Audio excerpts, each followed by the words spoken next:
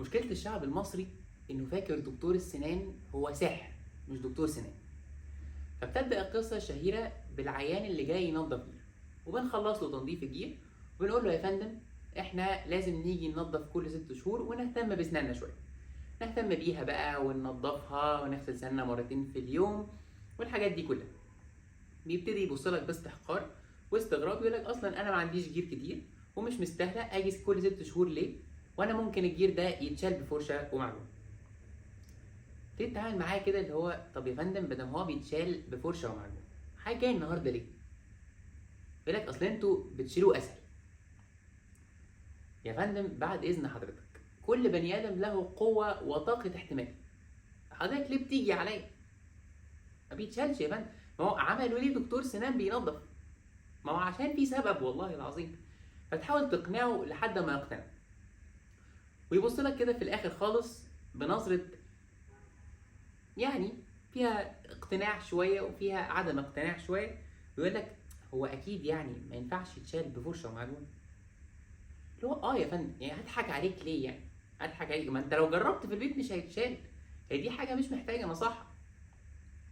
يجي بعد كده ندخل على المرحله اللي بعديها والمرحله الاسوأ، تبتدي سنانه تسوس.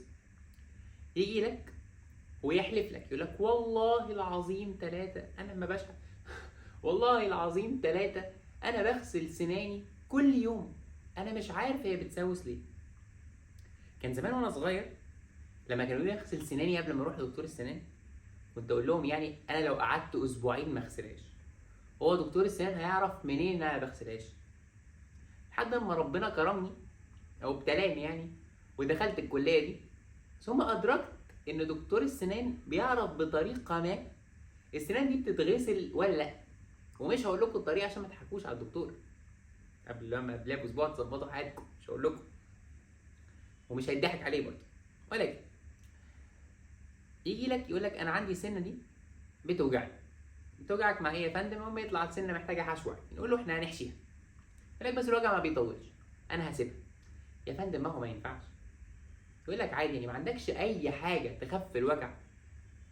تاني نرجع لاعتقاد ان انا ساحر. انا مش ساحر، انا والله العظيم ما ساحر يا فندم، هو كل حاجه ليها علاجها، لكن انا مش هقول لك ابركادابرا التسوس يروح. يجي العيان بقى بعديها بفتره والسن محتاجه حشو عصب، يقول لك انا عندي وجع رهيب والوجع بيصحيني من النوم وما بنامش بالوجع ساعات. تبص على السنه تلاقيها فعلا محتاجه حشو عصب، تتاكد وبتاع تطلع محتاجه حشو عصب. زي الفل يا فندم هنحشيها عصب. ومن هنا بيبدا المريض يظهر لك جانب متعلم انت ما شفتوش منه قبل كده، ينتقل معاك من ان انت بني ادم ساحر لحته تانية خالص، ان هو بيتحول تحول جذري لان انت حمار وانا فاهم كل حاجه. على فكره اصل حشو العصب ده بيخلي السن اضعف بكتير. طب بدل يا فندم انت عارف ان حشو العصب بيخلي السن اضعف بكتير، خليك التسوس يوصل لعصب ليه؟ ما هو مش غلب، ما احنا ليه نقرف بعض؟ عامة انا مستفيد. تقول له يا فندم طب خلاص نحشيها عصب ونركب دعامه وطربوش. يقول لك لا، دعامه وطربوش دول تكلفتهم غاليه جدا وحشو العصب اصلا غالي. فننتقل لمرحله بعديها، نقول له خلاص براحتك، سنه تتدشمل وتتكسر وتتبهدل، وعلى راي الفنان تامر عاشور هيجي لي موجوع. واديت له اكتر من اسبوع والله، بس تجي بعديها يقول لك انا عايز اعمل دعامه وطربوش السنه دي. يا فندم ما احنا قلنا دلوقتي للاسف ما ينفعش، الوقت عدى وفات. يقول لك حاول بس انت فيها وانا معاك. معاه هتعمل ايه يعني؟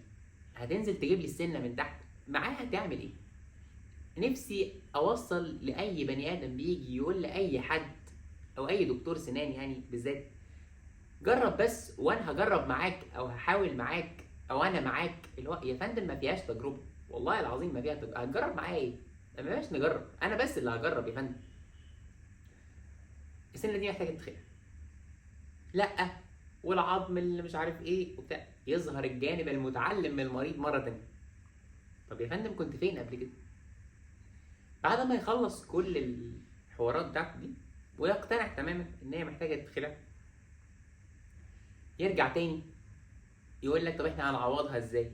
يا فندم عندنا حل من اتنين، يا اما نعوضها بكوبري يا اما نعوضها بزرع. يقول لك بس الزرعه دي محتاجه وقت طويل. تقول له ايوه، يقول لك خلاص اعوضها بكوبري. تقول له ماشي، هنبرد سنتين. يقول لك لا انا ابرد سنتين عشان خاطر اعوض سنه، لا ما اعملش كده، اعوضها بزرع. نقول له على المده اللي المفروض تكون فيها، مع ان هو عارف ان هي مده طويله. يقول لك بس انا من يومين شفت على الدائري اعلان لدكتور الزراعه والتركيب في يوم واحد فقط. ان هو يا فندم دي دعايه بس، عشان لما تروح له يقول لك تفاصيل اكتر، يقول لك هم دكاتره السنان كده نصابين ومش عارف ايه، مع انه ممكن يدفع للسباك في الحوض بتاعهم 500 600 جنيه عادي، ما بيقولش عليه نصاب. بس دكتور السنان لما بيعمل شغل بيتقال عليه دايما ان هو نصاب. ما هي مشكله، عادي، ده اسلوب دعايه، وبالنسبه له هو اسلوب دعايه رخيص. ترجع له. الفكره كلها وباختصار شديد قالتها الفنانه صفاء ابو السعود من زمان: الصف الفوقاني من فوقيه لتحتيه، والصف التحتاني من تحتيه لفوقيه. وربنا يخليها لنا الفنانه، لو كنا كلنا مشينا على صحتها ما كانش زمان كل الناس اتحوجت لدكتور السنان. كان هيتحوجوا له برضه، بس في حاجات تانية. بس من الواضح ان في ناس مقتنعه ان دكتور السنان ملوش اي 30 لازمه، لدرجه ان في ناس مقتنعه ان دكاتره الاسنان اصلا من فتره، من حوالي 50 سنه ما كانوش موجودين. ودول ناس ما ينفعش نتكلم عنهم في دقيقه ولا اتنين، والحمد لله احنا هنا معانا وقت. فالمره الجايه هنتكلم عن الناس اللي شايفه ان من 50 سنه ما كانش اصلا في طب اسنان. انا شايل ومعبي، فانتظروني المره الجايه.